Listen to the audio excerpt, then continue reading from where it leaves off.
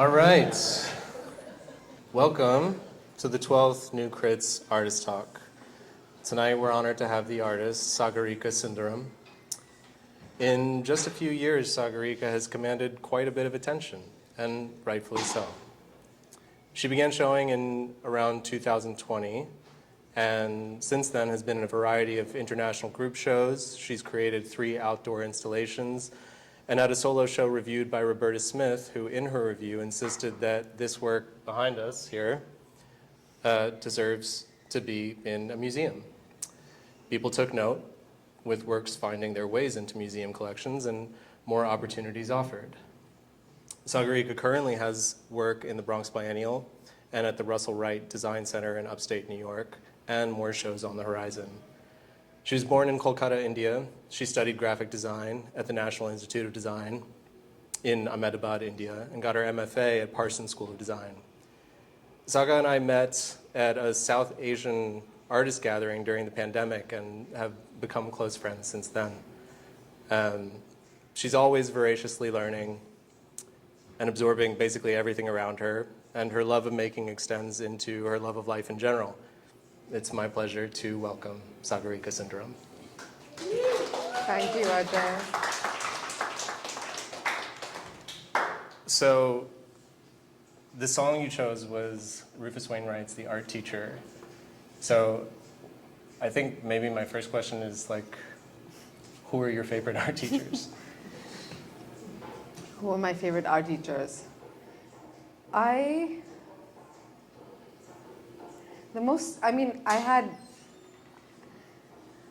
had so many good teachers, and not all of them were art teachers. Mm-hmm. But the most significant art teacher I had was, I studied in a boarding school in India when I was 11 through 17. And through those years, we basically practiced Batik, which is resist painting on cloth. And my Batik teacher, Manoranjan Das, he just took me very seriously, or he took my whims very seriously. And he... How old were you? So we started doing Batik when we were in 6th grade, but I was 12 or 11, but then got more serious in a 9th and 10th and 11th and 12th grade when we had to make a larger piece to submit for our exams. Mm-hmm. So those pieces took 2 years, and we had to make a cartoon and transfer it onto the cloth and plan colors and dyes, and typically students would be allowed like a certain number of colors because it was him mixing the dyes, but I was always like, no, I want this in between thing, please, and we just sort of,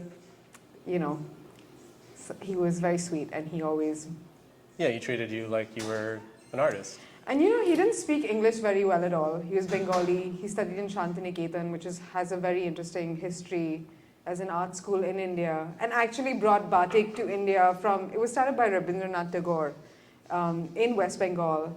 And he really was oriented towards the East, so Japan, Indonesia, and he made many trips. And he said the post-colonial kind of orientation was to look East, and we should make alliances.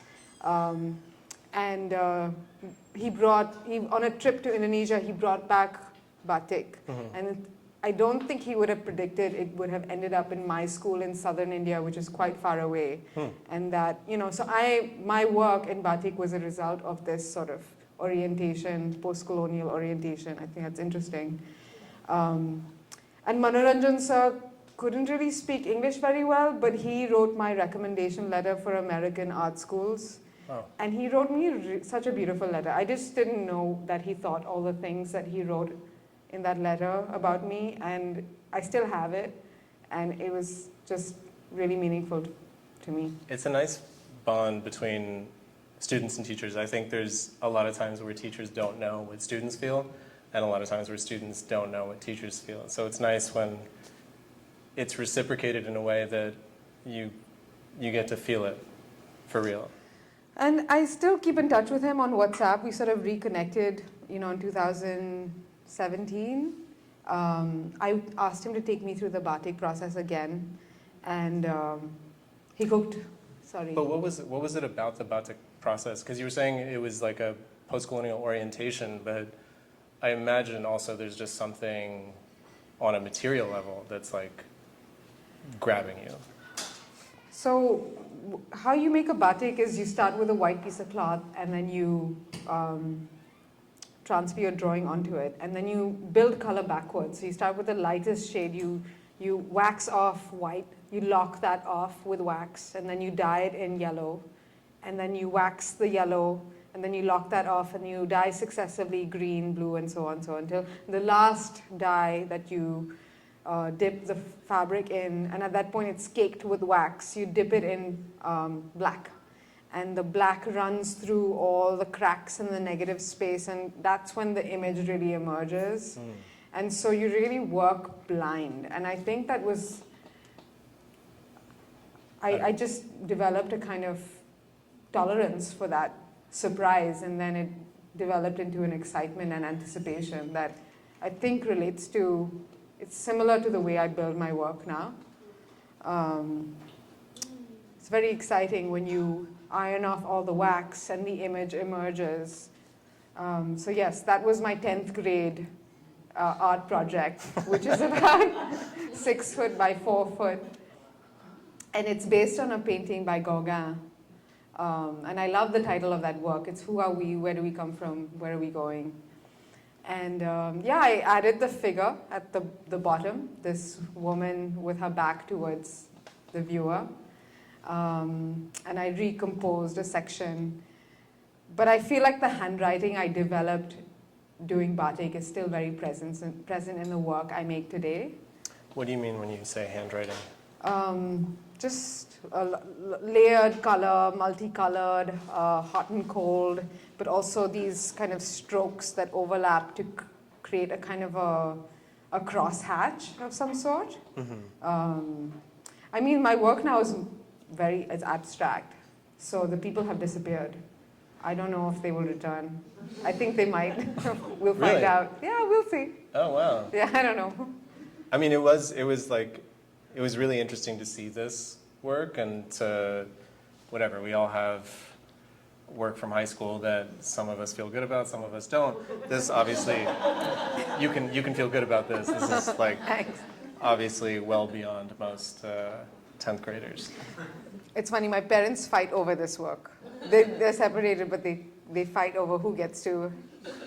And then Yeah, I said, this deserves a custody battle. What was the title? Did you keep the title? I didn't title it anything. So Were you thinking about, like, because you said that title was in your mind, like, is that a moment when you were thinking about where you're going? No, because the next artwork I made after this was in 2017 release. Holy so, shit. Yeah. What happened after that? I studied at a school called the National Institute of Design in Ahmedabad.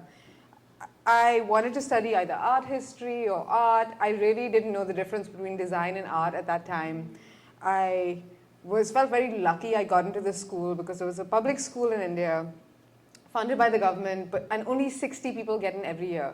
And that is like crazy odds in India. So I was just like, look, I don't really have a choice here. I'm lucky. I better go here. So this is about as good as it's going to get. So there was a year of foundation. And it was interesting. I met an artist, an Indian artist, before I joined NID. And he said, you will be, it's tricky studying design because you will be shaped in a way that the art will be beaten out of you. And it's hard to kind of unlearn that. And I did have to do a lot of unlearning.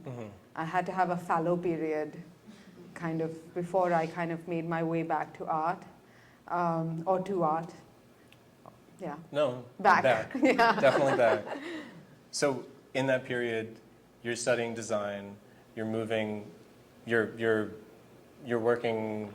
You went to London after that. You were working kind of a corporate design job. Yeah, I mean, at NID was very multidisciplinary. So I love the structure because there were no real walls between departments. You could we were very encouraged to end up in the textile department or the product design or exhibition design, and really kind of spend late nights hanging out and having those in between conversations. And if we weren't on Sundays at the Sunday market under a bridge or exploring, or they were like, what are you doing with your time here? So there was a real commitment to kind of, I don't know, just really committing to being fully present.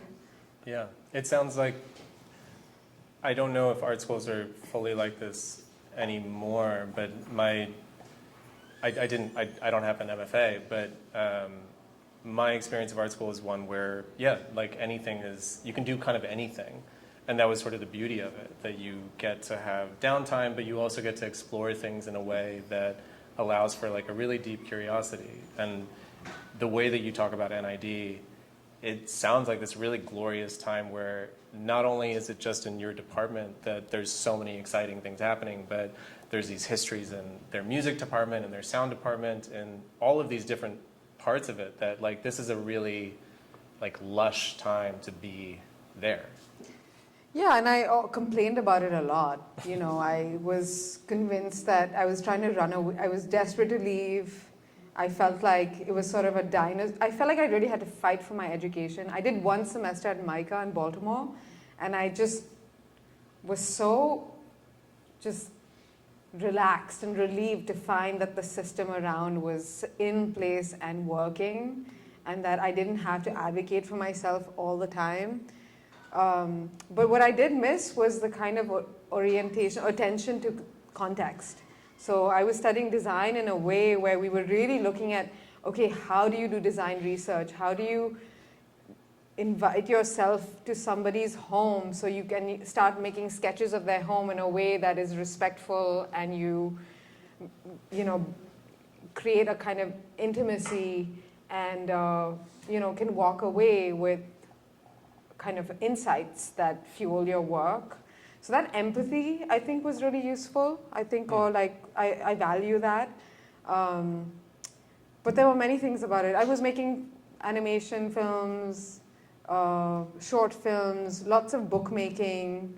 There was also a system of, you know, so George Nakashima spent a lot of time at NID, and he made there's a book called Nakashima at NID, and the whole system was set up where there were these workshops, and there were kakas, which is the Gujarati word for uncle, to, who were extremely skilled craftspeople who would work with designers to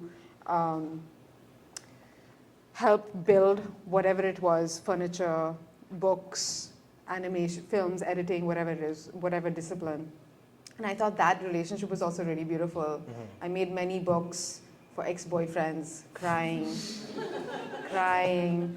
please, Deepak Bhai, please help me sew this book, you know. So it was very sweet, and yeah, it was a special time. We're going to return back to context later, but just make a note. Okay, so from school, this, to me, like what is so exciting and so strange to me is that you're working this corporate job and you're in the design world, and that's when you start teaching yourself. That's when you get like completely immersed in textiles. Were you thinking back to this?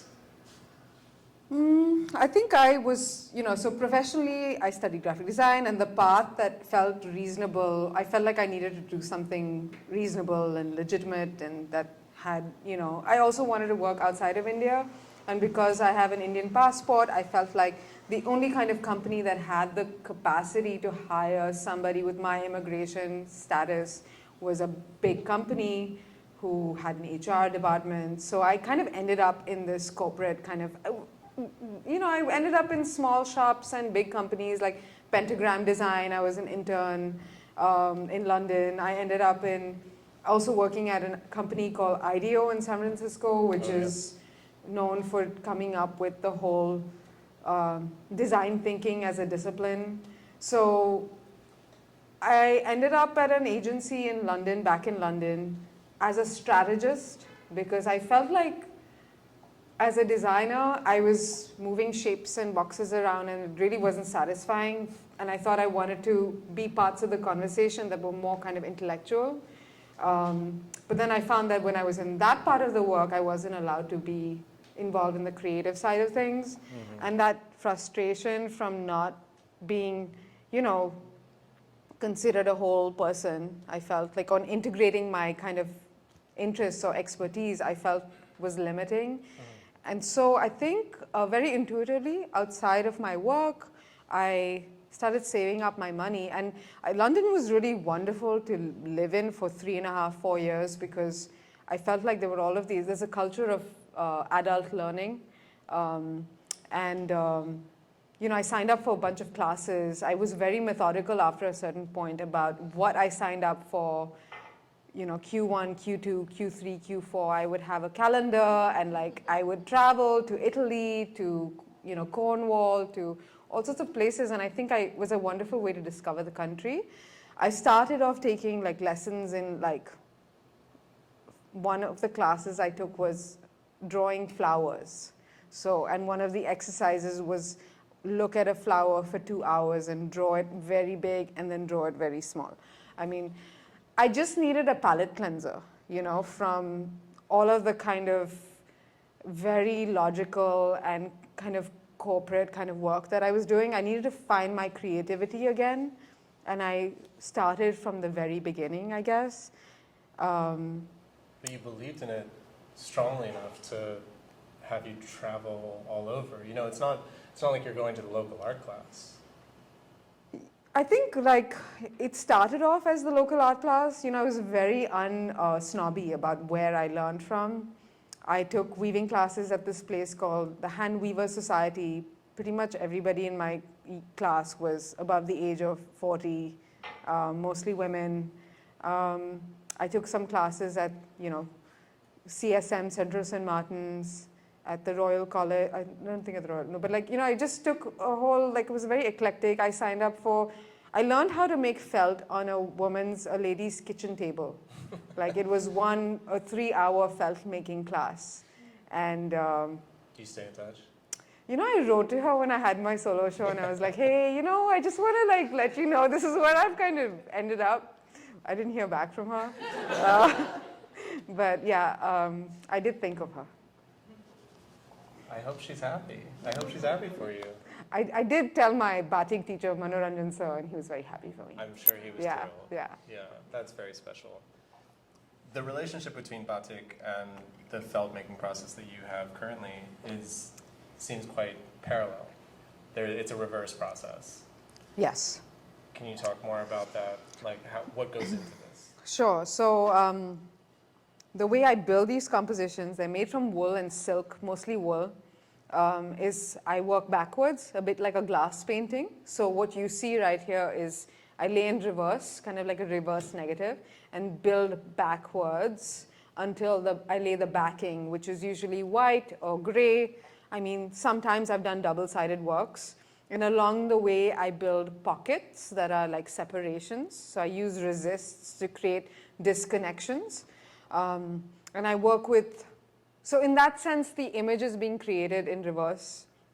And the wool is dry, and I comb it, and I create these kind of color blends. Some kinds of wool, depending on the way it comes to me, I work with wool from the lower Himalayas. I work with some kinds of, depends on the breed of the sheep. Some is more curly, some is more kind of, it's like a different kind of brush in a way, you know?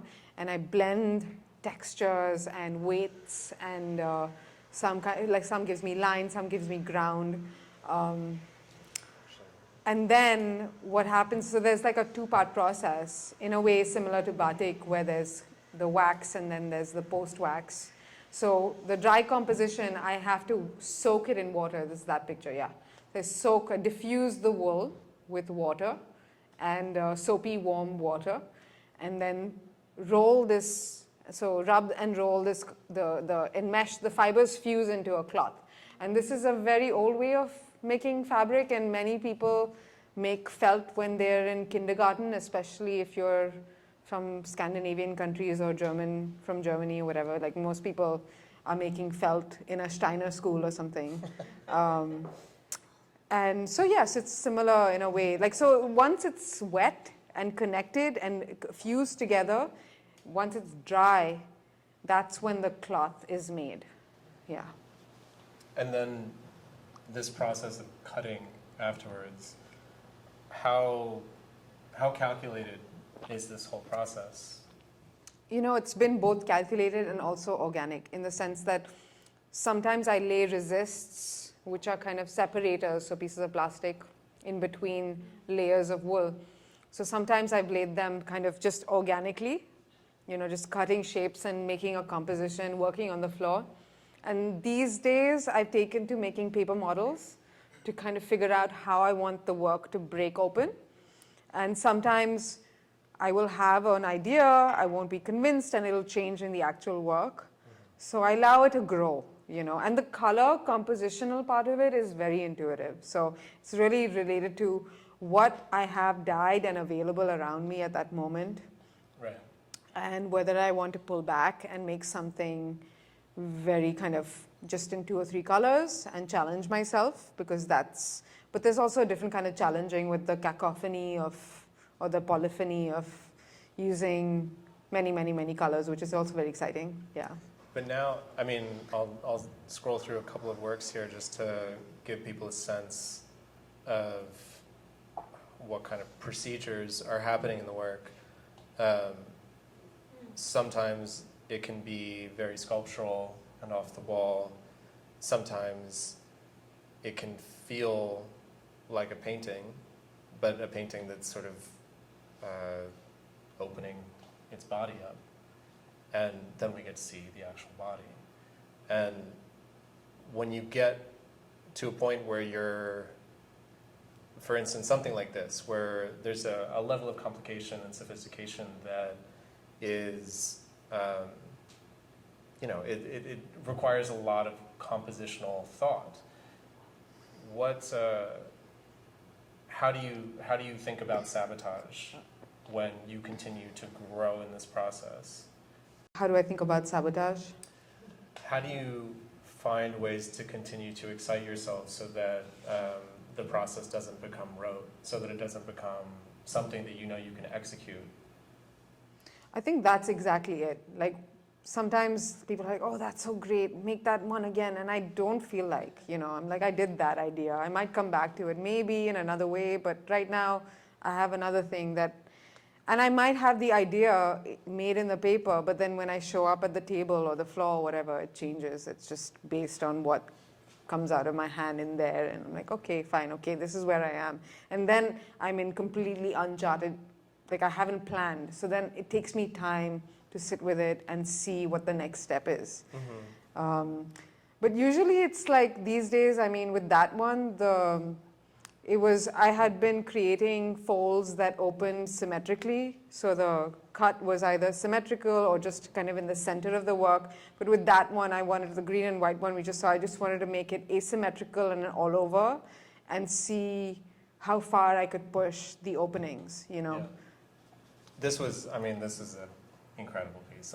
This was my favorite piece in the show. Thank you. So these are all images from her solo show at Palo Gallery that was in 2023.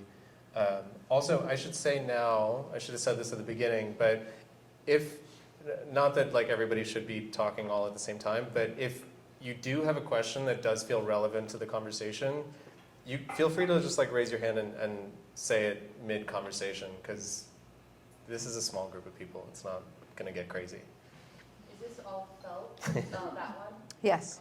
I mean, there's wire inside. Yeah, with this one. But the lines as well, you said that's also felt, or? Mm-hmm. So sometimes I get, the Himalayan wool comes in a spool and it's like a long, thin tape. And so that I use for line. And it comes in an ivory, a gray, and a dark brown.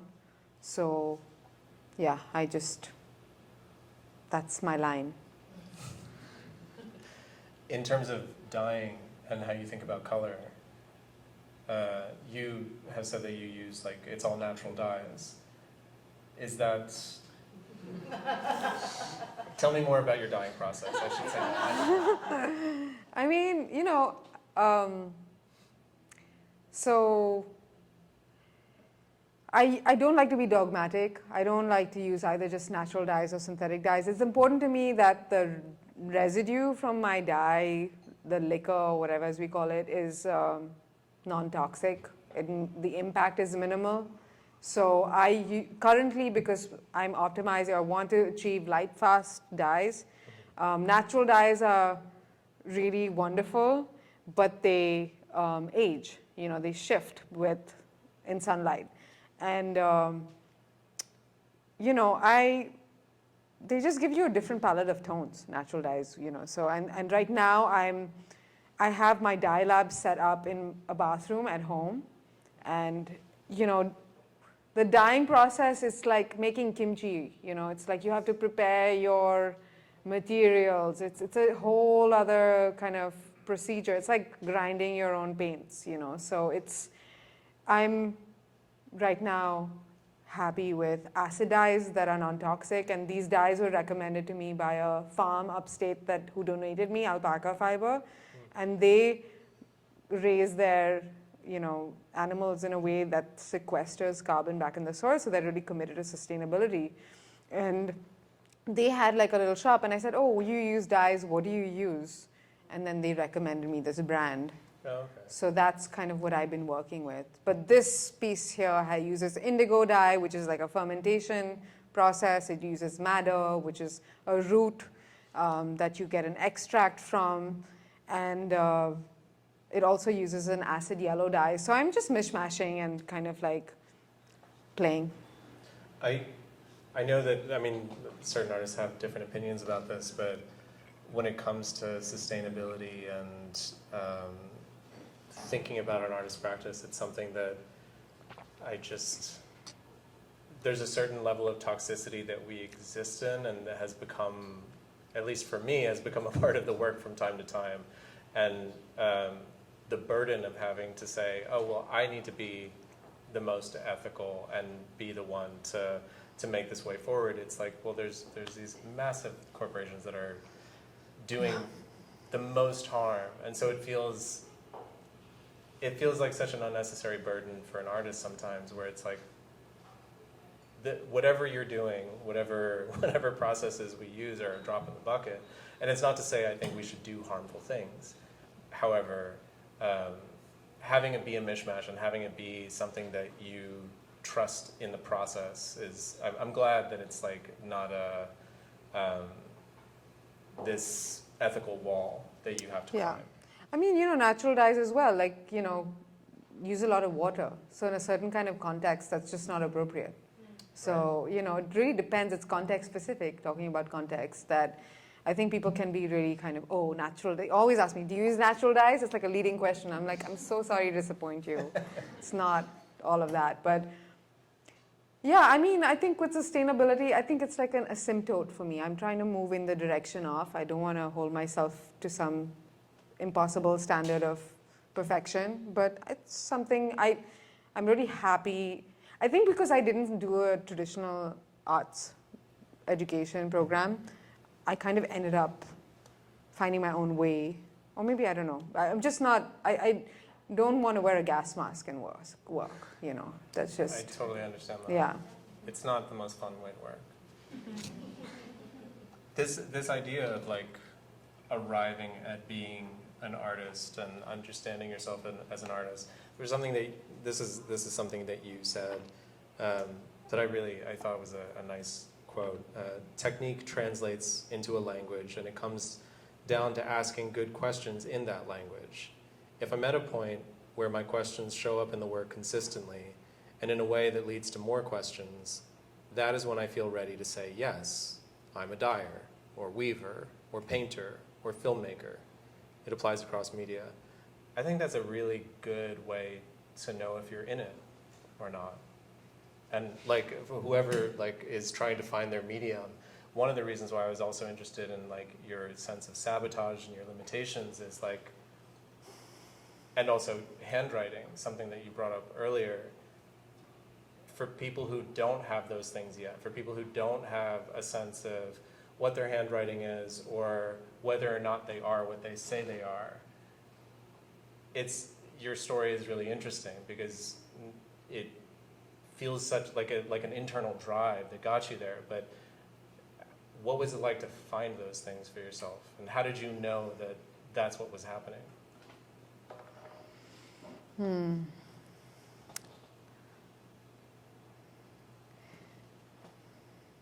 I think I think our process was making a thing, looking at it, and really trying to see what it said to me and what it led to. What was the next thing that was connected to that thing? I said, okay, I tried that. What is the next thing I can try that builds on this? And it could be a question that is directly or indirectly connected. And then I made another thing. And then I kept making things. And I think because I was from previously, like for 10 years, had really worked on the computer and been writing and using my brain. I was so committed to just generating things with my hands. I think that process, in my MFA, I wanted to just not think too much. I wanted to just make. And it just was like pulling kind of a ribbon out of a hat or something, just kept. And yeah, that's also when I feel like a work feels, when it feels generative, then I'm going, You're on the right track. yeah. And now it feels like there's like a whole tree of different pathways and nodes and, outdoor work, indoor work, pulling back. I mean, and that's just in working with wool, it just is like so many questions just in one thing, and I have so much more, I think. This is something we were talking about recently, where you've been exhibiting, and it's one of those. It's a nice thing to be known for something, but it can also be difficult to be known for something, because if you do contain multitudes, which I think we all do, how do you not have some kind of dissatisfaction with the limitation of being an artist, a textile artist? And it's no shade to textile artists or anything like saying that that's a limitation that you have to surpass. But if you have other things that you want to do, how are you working with those feelings right now? Because now you're being perceived. Now there's Sagarika, the person, and then there's Sagarika as like the person with the website and the shows and the things. I'm not going to lie, like it is a question for me too, because one of the things of having another career before I came to art, I think it gives me some distance. 7 years ago, I was not the textile person. These things are really sort of arbitrary and can change very quickly. And but also it's okay to take time, I think, and just rest where you are while still keeping an eye. I'm still, I have some little video experiments and, things that are cooking or just marinating. I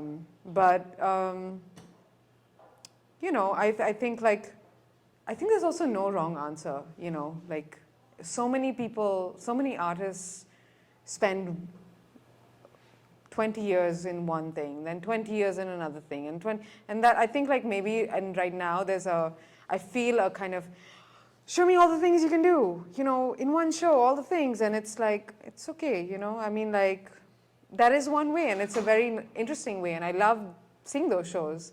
I'm just trying something else right now.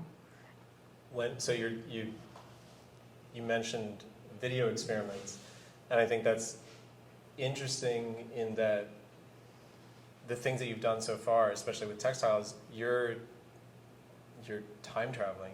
You're talking about something that has a history of thousands and thousands of years, that you're part of that history, that legacy. And so there's ways in which you can determine standards for yourself that are a part of that, whether you want to upend those standards or whether you want to build from them. When you're working with a medium like video that has not even 100 years of history, how does it feel thinking through what that world looks like and what those standards look like for yourself? I think it's like, I don't know yet. I'm still working it out, and just again, I think I have to sense make as I make, and look at things. I did a video performance. I've done they've all been performance based, and some have involved the felt works, and some have not. And I'm just like, you know, when I was a kid, I wanted to direct music videos. So I think, like, I just watched a lot of MTV, and Channel V is what we got in Asia. So I think my next video thing, I want to keep the camera still, because I realized I move it around too much, you know? And my cuts are very quick, almost like I almost want music and percussion to lead the narrative in a way. But I'm trying to I want to break out from that. So that's kind of where I'm at, but I also, I just think I need to make more. Yeah. Yeah. No, it's just to find those standards. Yeah. Exactly. It's a fascinating place to be in because, of course, like, you know, these are questions that we all solve for ourselves in a variety of different ways. It's not like there's a right answer or anything like that, but it's an exciting moment to witness where you have things that you've developed that now feel like they're yours, and then to now embark on this new territory. It's an exciting thing. I think one of the things that I've discovered, because I touch the work a lot when I talk to people, when I show to people, I'm closing and opening flaps, and I think, and I modeled one set of photos, almost like a stop motion, in the way that I used to make stop motions in undergrad, of the fold opening and falling down in just like tweens. I think it could be interesting to, think about. I love stop motion animation. I watched a lot as a kid, especially with origami. I did a lot of origami with my father, growing up. So I think somehow it all will come, everything comes in and shows its face, Is there something about stop motion, this is something that's been on my mind, that feels like it's between living and dead? Like, is it the uncanniness? As opposed to like filming something that's just moving. Mm-hmm. I think there's something very playful about stop motion, and there's something cartoon-like. Yeah. And I think that there's that childlike aspect of it that I think I like. The kind of, I always like work that, I guess now that especially that I'm making work that breaks open, I always like to see where the work that breaks, who's doing things with breaking things, or connecting and breaking. And I think that break in the frame, between one motion and another, the next step, I think that actually defines the space between the 2 points. I think, I don't know, there's a lot of tension there, I think. Huh. Yeah. Those are like, in my head, those are two very different kinds of breaking. Like, one is a unity that you're breaking. The other is you have a conception of what motion or live action or smooth experiences, and then that's being broken up. And so it's giving you the semblance of movement, but it's broken. But within that movement, you can really be playful about the ways in which, especially if it's a drawing or something, you can create kind of things, disparate sort of connections that flow in one kind of visual sequence that I think are, I don't even know, I probably am just looking at I tend to look at things in very open ways, Yeah. No, I love it. I'm just thinking with you. I just want to Yeah. I guess probably yes. There are two. It is two very different kinds of breaking. This whole thing about the tension and stuff, I'm just kind of. But it's guiding you. Yeah. And it seems like you're very comfortable trusting what's guiding you. I suppose so. It's a beautiful thing, because I think from, when we first met and when you were starting to show, it was. This is probably exposing the patriarchal aspects of who I am. But I was thinking, Sagarika needs help, and I'm gonna show her whatever I can and introduce her. And then little by little, I was like, I'm the fucking fool here. Like, she knows exactly what she's doing. And she's like she's absorbing everything she needs from every single person and then doing what needs to be done. No, but you have been very, very sweet and No, it's fine.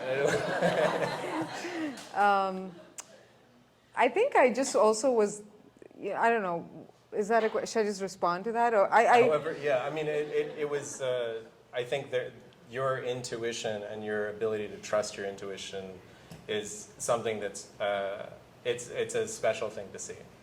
Thank you. I do think I've shown in some questionable contexts, but I think as long as I got something from it that was satisfied, something that was okay with me, I was kind of, I think, okay with it. I don't know, maybe I'm wrong, I feel like maybe I'm just not conscious of people's, again, I'm pretty new to the context of art, like I've been making work for 5 years, but this pedigree of shows and this arc that you have, I just didn't feel ready to, I felt like that's not what is available to me right now. What is available to me is like, if I have a place to show, that means I'm going to make 2 more works, and I want to make those 2 more works, and water finds its level. It'll find a place, it'll find a way to live beyond, this is just very temporary, And that also yeah. means that you believe in the work enough, because I think that context will help the work. Whereas if you believe the work first, then it's just about finding the thing that you have available to you. I think that's very important to me. I think context is important and it's exciting, but I want to anchor myself in the other thing and have the work bring energy to the thing. Right. So we've talked about context. It's come up a few times, and there was an essay that you sent to me by the novelist and poet A.K. Ramanujan called "Is There an Indian Way of Thinking?" And it was really fun to read that, and there were things that our relationship to identity is vastly different. I think something we've talked about is like, I grew up largely around white people, you grew up around brown people. That's very different. But there were things that really resonated in that piece for me, and context is one of them. I mean, I'm going to try to remember without looking at my notes. Inconsistency is one part of an Indian way of thinking. A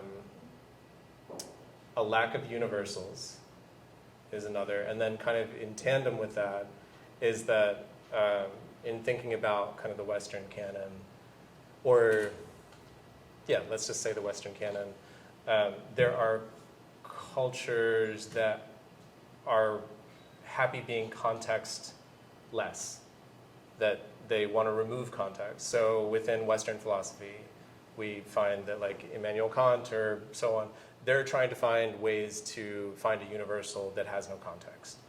Whereas in kind of an Indian way of thinking, it's deeply, deeply, deeply contextual, that every single part of it is, well, this, but if that, and also, maybe also, it depends on, and there's so many caveats, there's so many different systems that kind of continue to break it down. And the first question, because we've never talked about that essay. Yeah. You sent it to me, and then we never talked about it. So what was that essay, what did that essay do for you? Did it feel resonant? Did it feel like it, how did it sit with you? The person who sent me that essay was my essay writer for my catalog, by Jayanti Rao, and she's an anthropologist, an academic, very interesting person. I love talking to her, and I just wanted to share it with lots of people because I just had an impulse to discuss it and see if what he was talking about made sense, still held water from when he wrote it, And that question, I mean, also, I love the way he starts it. He really defines, is there an Indian way of thinking? Is there an Indian way of thinking? Is there an Indian way of thinking? Is there an Indian way of thinking? He just goes through. And, you know, like, of course, defining Indian, if we were kind of to cut short that process, Indian, I mean, how are we defining Indian? You and I are very different kind of contexts, but we're still kind of connected, you know, through our South Indianness, through our diasporicness, you know, and, you know, like, I think, like, I just broadened also my way of thinking about what India is, or the subcontinent, or South Asia, whether it's including, you know, the word for felt in Gujarat and Kashmir is namda, and the word for felt in Iran is namad. And I just always think about the Silk Road and this connection of trade, and how even now my physical therapist who's from Ukraine is like, I loved Bollywood growing up. You know, it's like there's a common yeah, there's a way, so that kind of frame I think could be broadened to include, like, even going through Bangladesh, Burma, and all through Angkor Wat. When I'm in Angkor Wat, like when I visited Cambodia, like, you know, there's so much, it stretched all the way to Bali, Indonesia, and then you see kind of through the Roma, Indian or whatever, South Asian kind of culture showing up in Spain, and then in Guyana through migration, and Trinidad, and like all of the Caribbean. So, I mean, is there an Indian way of thinking? Is there an Indian way of, I really do want to kind of, I sent that to you because I wanted to really examine with different kinds of South Asians to see what we felt about it. And it's a question also at NID, you know, we were always like, is there Indian way of design? Because, you know, design, the school I went to was set up on recommendation, like Charles and Ray Eames were invited by the Ford Foundation to come and see how design could help industry in the 60s. And so they wrote this book, this report, famous report called the India Report. And they took this kind of, they looked at vernacular Indian kind of like pots and kind of design. And they found this pot called the lota, which they said was the quintessential, kind of summarized everything about Indian culture that could possibly be. And they wrote this, you know, very, like, whatever, this paper about it. And they said, one of the things you should do is set up a design school. And yeah, and then in that school, it was very much a question, like, what is Indian design? Is it like contextual design? Is it like empathy? Is it like talking to people? What is it? Like, is it, you know, using Indian script? I mean, it was obviously not as superficial as that, but what is the difference? And especially with graphic design, which is so kind of new and defined by the Bauhaus and defined by, you know, like post-industrial or industrial kind of, I mean, of course you can say it predates all of that, but what we're studying, the kind of canon, is rooted in the West. Mm-hmm. So that question of like, is there, and when I went to Baltimore, I was like, oh, is there something different? There feels there's something different, you know. So that question is always, it's less important to me now, but I thought it was, the essay in itself was interesting. I mean, if you think about contextual thinking, like I'm from India, so I will refer to India. If you ask somebody for directions, they are going to not tell you a zip code or like a cross street. That is just nonsensical. Like, you will be told, take a right from this place, and then a left from this place, and a U-turn from this roundabout, and you'll be given a landmark. So it's very contextual. And in that same way, I mean, for no value judgment, you know, it's also who you are is very contextual, based on your caste location, based on your gender, based on your what time of day you were born, what time of day it is, what season it is, what, you know, even music, ragas are kind of framed according to certain ragas are played in the morning or versus the evening versus, and like certain, you know, art is consumed in certain context or certain between lovers or between, like, so it's like a whole, it's all contextual. So yeah, I mean, it was kind of cool to affirm that and also kind of have him compare in the way he does to Kant and have all these ways he quotes Wittgenstein and, you know, Edward Said, and just brings a lot of thinking and really interrogates that question in a way that I think is really helpful. Wittgenstein was the one that stood out in the Western comparisons because he is the most contextual to me. He's the one that it's constructing a system and then realizing, or like the process of reading the book is realizing that the system itself falls apart and that there's a different kind of ether that's in the system itself that gives it a life and not a dead system. And I think when we think about our histories, our contexts, and the ways in which we grew up and the things that we absorbed, the understanding that, like, I know that there's so many times in which the ways I'm placing myself is through a Western vocabulary and through Western art history and through Western philosophy. And so sometimes when I'm reading things like this that you sent, it gives me what's almost like an artificial foothold. It's something that I see in myself, and it becomes a call that I'm like, oh, I can answer that call, even if it's a little made up, because it brings out something that I need to see in myself. And so even with Charles and Ray Eames, when they see this particular vessel, it's calling something out to them to answer something that they need to answer for themselves. It, of course, reflects a little bit on India, but it reflects on them. And it reflects on what story they need to tell and what needs to come out of them. And so it's fascinating to see the ways in which you navigate these histories. And I want to make sure I try to pronounce this particular rasa correctly, but Bibatasam.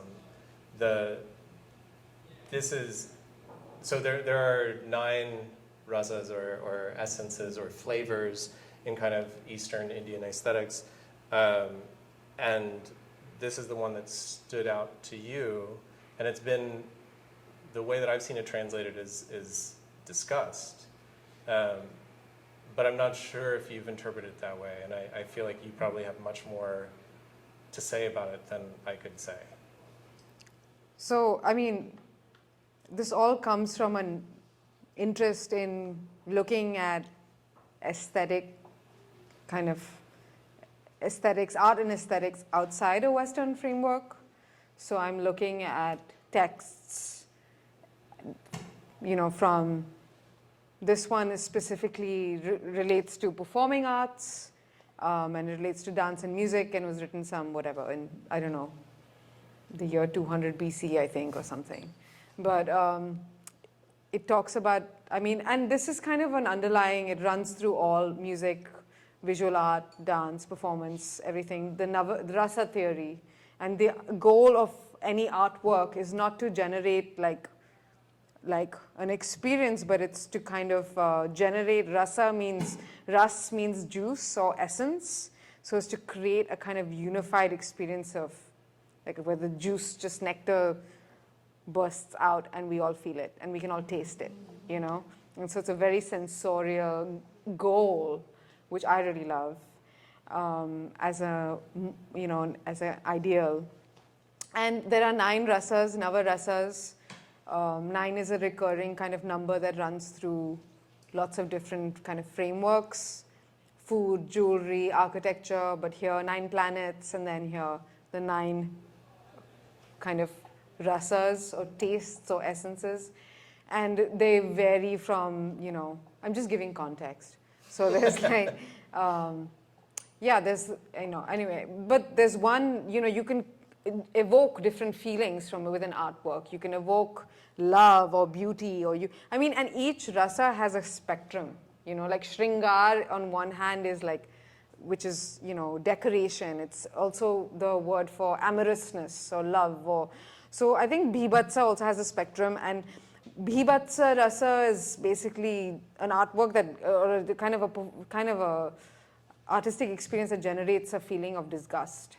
And I think I'm deliberately being a little provocative, but yes, I do think that some of these works, when I look at them, they do make me feel a little like, oh, it's like a little bit of a kind of scary looking, And there's You described it as like almost like a ferocious eroticism. Yeah.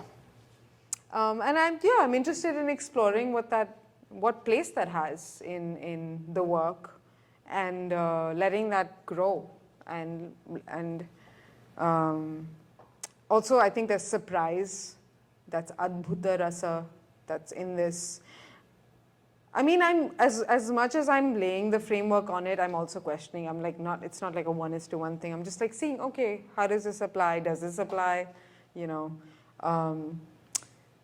But yeah, it's a very underexplored rasa, the disgust, because people don't want to really kind of experience disgusting things. So That's why I like that space. yeah, but exactly. I think in Western, like, I don't know, maybe, I think speaking to Anjali Ela Menon when I was like, I was here listening to her talk, and she said, like, somebody from the West asked her, why is Indian art so beautiful? And she said, my answer to that was, and it's something I don't know if I agree with, but it's interesting, it's another data point. She said there's so much misery in everyday life around us that, I mean, this is also an answer Bollywood actors give to why is Bollywood escapist, and I think it's so lame. But like, yeah, I just did think, you know, it was interesting that maybe this was one reason in which beauty is, other rasas that are more pleasing are far more explored in Indian art. Yeah, don't know. What's most exciting to you in the studio right now? What's the most exciting thing? Well, one thing I can't say yet, but it's another medium, so that's very exciting. And it'll be ready in 2026. But I will be making, so a lot of my work opens from itself. So I've been asked to make a work for a wall that's 11.5 feet by 36 feet. And so, yeah, it's like I'm gonna be a fatty. And like, I'm going to make it at 1/3 the size and then open it up into 3 times its width. So right now, I'm breaking that down. Like, okay, what are the tables? I just bought tables. I'm kind of planning. I have a maquette. I have a way. I want the work to be installed differently every time because it's these 3 panels that hinge together but are made as one. I'm trying to create a sense of, I don't know, different shapes, basically, that you can walk in and out of. So compositionally, I haven't cracked that yet. So that's the next step for me. I'm like, oh, what's it going to be so that every time it's installed, it offers something different. Will I cut holes in it? I don't know. I'm kind of just questions. So that's that will be it. Yeah. I want to open it up to the audience. I think now's a good time to see if anybody has questions out there. I know this is a moment when everyone's like, I had questions, I don't know what they are anymore. So breathe. They'll come to you. But this is a moment to ask Saga directly if you have some questions. Also, we'll be hanging out. You'll be hanging out. So you can ask afterwards as well. But are there any immediate questions that come to mind? I think that's the main context here, and that's definitely in the work. You know, these openings, these folds, these kind of chambers. But I think there's like so much textile history that has not been tapped into yet, that I think a lot of scholars are doing catch up right now, but people in the non-West have lived in those contexts for a long time. So for example, textile is not always women's work in like places like South Asia, when it was a cottage industry. So the British, I mean, the Indian economy, pre-colonial Indian economy was very lucrative and was exporting to Japan, was exporting to Indonesia and to, you know, to Haiti, to all sorts of places. So it was an export economy, and that means that it's an industry. That means it's professional, and where there's money, men take over. So it is not, the part that women did was hand spinning, and that is the lowest part of the textile process that is even now sometimes not even accounted, it's not even on the books. So there is a feminist context, there is a, you know, there's a kind of invisibilized labor, because the work is very labor intensive. But there's also these other contexts of trade and exchange, and there's hierarchies, like felt was taken to its highest form in the area of China where Uyghurs currently live, and they still work with textiles, but with cotton. And if you, I like to think, these are sometimes connections I make, so it's not like an academic connection, but like, if I think about the loom, which was the precursor to the computer, that was the loom. Mainland China had silk and the loom, which was literally like 3D printing of that time.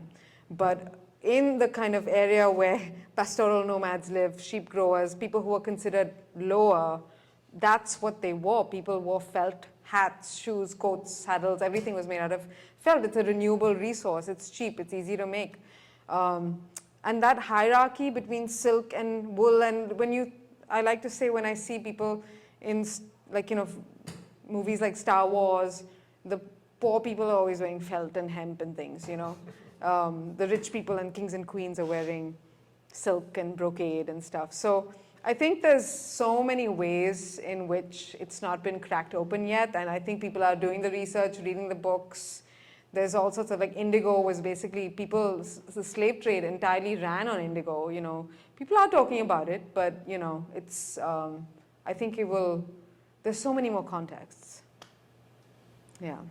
And, I think, like, quilting is really prominent over here, but there's one of hundreds of thousands of other streams of, and of course it has a very specific and important context here in the context of, like, the enslavement and women who were working and kind of creating communication between themselves. But I would really be interested to see how communities who quilt over here connect with communities who quilt, people who have those traditions in Japan, in India, like make these lateral connections across. What are we doing really when we take these things into the gallery is my question, and kind of objectifying them and vitrifying them and then saying, hey, now we value it, we devalued it before, or we didn't think about it as valuable and now we value it. I don't even think that's the answer, It feels like, yet again, you're pushing into this system that, I don't know, I don't even know if I have the language for it yet, but it doesn't really feel right to me. Because these things are just so practiced within, again, context of communities. Like the materials you use, they are grown by people. They're so intrinsically connected to the everyday life of people. And sometimes those supply chains are disrupted. For example, I can talk on and on about it. But yeah, I don't know. I don't think just putting it in a gallery, I think it's a little too simplistic. So they've got wire running through it, like a set of ribs, but it's like almost like you could say like a rug, like a heavy. So the wires are keeping them in those shapes? Yes, the wire is holding the shape. And in a way, when you can see the wire running through this, I see. So, and it also runs around the circumference. So this work, this red and white work, was a maquette for this yellow and white work, which suddenly I built to have a skeletal system inside. It has and then this one led to this one. I'm very interested in the void, creating presence through absence. So I think these chambers, they're also kind of relating to, yeah. What would a context with Robert Morris, is that an interesting context? Absolutely, absolutely. I think, specifically this one, I think, this yellow and white one. When I went to the Guggenheim and saw his work, it made me think very much. I was like, oh, okay, that's... And also, boys also comes up a lot, and he created a whole mythology around being embalmed, and, that's a very interesting way he went about it. He was responding, I think, to the way one wants to be immersed in this material and completely swaddled in it, embalmed in it. That's a great person to bring up, because I feel like then you have these neutral materials being contextualized within a post-war vocabulary, where it's like, okay, fat, butter, and felt become these protective sheaths to hold the body after the war, which is specifically Germanic, in that context. Yeah. And it's never, I don't know if identity is pulled out in that way, where Right. it's like, oh, this is German work. Thank you. I love that you brought that up, architecture. I think those were some of my first artist experience. Yeah, like, I grew up in Dubai in the Middle East, so I visited lots of mosques, stupas, Buddhist stupas, temples, things that were being viewed in the round. And that's definitely, I read a lot about architecture and city planning and thinking about these people who created these huge visions, that on such a grand scale that were meant to be completely, the viewers completely meant to be immersed in. I'm very inspired by architecture, yeah. I mean, so much of my thinking comes while I'm handing, so it's really hard to hand that off. That's the fun part also. So, I don't know, right now I have somebody helping me doing the backing, but even when I did the backing myself, again, each it gives so much character, so I know that it's taking something, away. I'm just watching and waiting, but yeah, there is a point and after, I have help now with the dyeing, color making, and I can more direct that, but even when I make the color, it inspires me to use it. So I like to feel connected to the work, If if I one day have a space where I can do everything in one space, it would be that much easier for me to be present across I need to set up a little factory, like a cottage industry situation. That's my dream. I want to thank everybody for coming out, and more importantly, I want to thank Sagarika for doing this. Thank you, Ajay. Thanks, everybody.